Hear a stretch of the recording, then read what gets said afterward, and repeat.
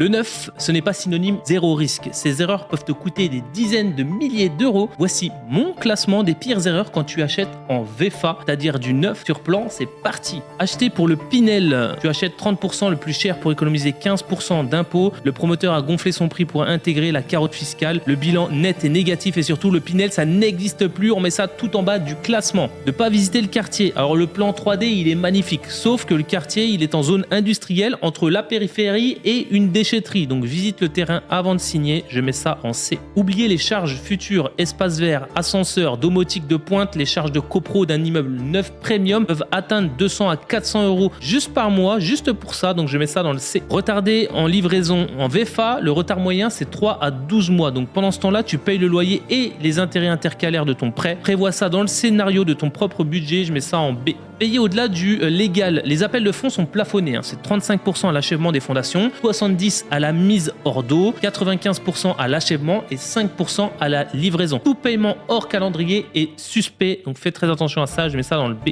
Ne pas lire la notice descriptive de chaque matériau et équipement. Carrelage grande marque peut devenir du carrelage standard, donc fais très attention à ça, si ce n'est pas précisé, exige vraiment les marques et les références, je mets ça dans le A. Ne pas comparer le marché, frais de notaire réduits, 2 à 3% au lieu de 7 à 8, c'est un véritable avantage, mais si le bien coûte 30% de plus que l'ancien dans le même quartier, eh bien l'avantage s'évapore forcément, je mets ça dans le A. Ne pas vérifier la GFA, ce qu'on appelle la garantie financière d'achèvement. Ça assure que le chantier sera fini même si le promoteur fait faillite. Obligatoire depuis 2015, elle doit être fournie par un tierce indépendant, donc sans la GFA intrinsèque, ne signe rien du tout, je mets ça dans le S tiers. Acheter surcoté, oui, le neuf se vend 15 à 30% plus cher que l'ancien. Rentabilité brute 3 à 4%. L'ancien rénové avec les mêmes prestations fait 6 à 8%. Donc pour un investisseur, le neuf est rarement le bon choix. Fais très attention à ça et je mets ça dans le S tiers. Dis-moi toi en commentaire si tu as déjà acheté en VFA et ton expérience et surtout, pense à t'abonner.